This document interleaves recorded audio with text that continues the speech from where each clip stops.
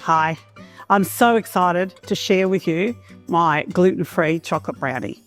I'll also do a normal brownie, but the gluten-free is amazing because I know that so many people have been asking me for years for this recipe. So you don't go and buy flour from the supermarket, okay? So I'm going to use today a quinoa flour, an Asian rice flour, and tapioca starch. And I'll explain more about why I'm using that in my blog, but let's get moving. We're using a 40% Fudgy chocolate, an unsalted butter, caster sugar, eggs, an Asian rice flour, Era 1, quinoa flour, tapioca starch, cocoa, a gluten-free baking powder. So I'm going to pop my chocolate on the double boiler. I'm using a 40% and I'm going to put my butter in there as well. So you can see now our chocolate's melted, but I've still got a bit of butter there. Okay, so I'll leave it for a few more minutes and then we'll take it over and we'll start adding our other ingredients. Okay, because we don't want the chocolate to get too hot. Okay, so I've got it on a very low simmer. Okay, so now we can actually take it off the heat. So you still can see there's just a few bits of butter. Okay, but that's enough. So our chocolate has melted. All right, I've still got a little bit of butter in there, so I'm just going to take it off the heat and stir it gently because we don't want to overheat the chocolate because then the alpha and beta crystals separate. Okay, so take it off the heat.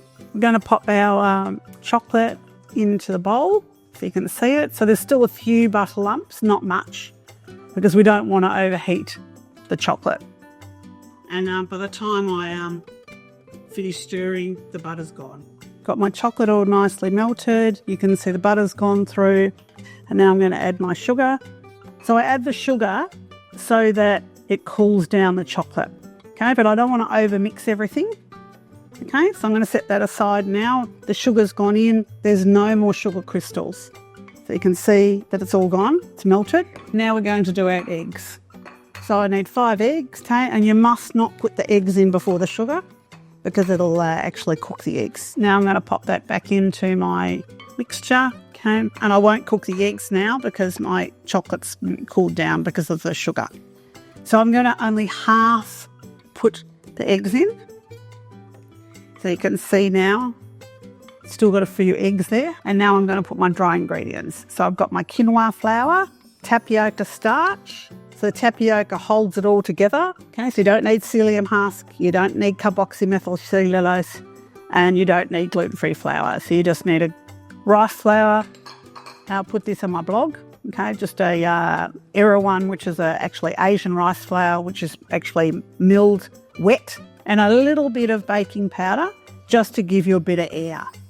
Okay, and then I'm going to add my cocoa as well. Okay, so I'm using a good quality cocoa. Okay, so I'm using a probably about pH 5 or 6. Okay, I will talk a little bit about cocos in another video. Okay, so now all I'm doing is mixing it in. Okay, so we don't want to over mix it because then the alpha and beta crystals of the chocolate will actually separate. Okay, but I want to get it in there so that I've got no dry mix left. So I'll just quickly make sure that there's nothing in the bottom of my bowl. Okay, so I'm going to pop that in now, my tray. Okay, so for my tray, all we need to do is pop some baking paper in. You don't need to oil it. Okay, and you just need to pop it in. And then at 160 degrees, you don't need to smooth it out.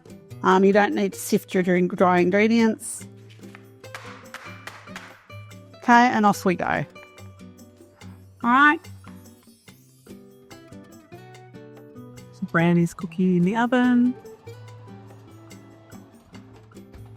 Set it on low temperature. So brownies out of the oven. Looks fantastic. So I'm just going to run a palette knife around the side. So let's just have a quick look. Okay, so you can see that it's still fudgy. That's really important. Okay, so I'm going to let it sit now and then we can cut it up. You can see it's beautiful. So it cuts pretty clean, but see how it's got that fudginess? That's what you want, okay? If you haven't got that, you've overcooked it. So if you want it less fudgy, cook it more. I like it fudgy because that's what a brownie should be. You can see it's holding together really well. I have to clean it each time so that we don't pull the rest of the brownie onto the bit that's fudgy. And you need to be fairly gentle, okay? So the longer you leave it to cool, the easier it is to cut. Okay, but I wanted to show you what it's like.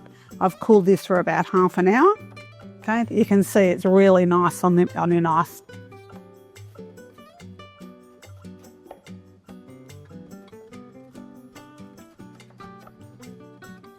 Okay, it's beautiful. Okay, it's fudgy and soft and squishy, just exactly what you want from a brownie.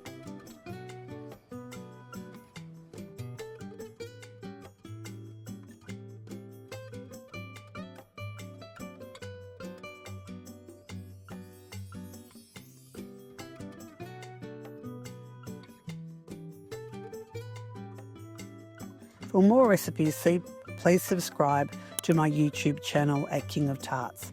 And don't forget to visit my blog, kingoftarts.net, for more recipes and science behind the scenes.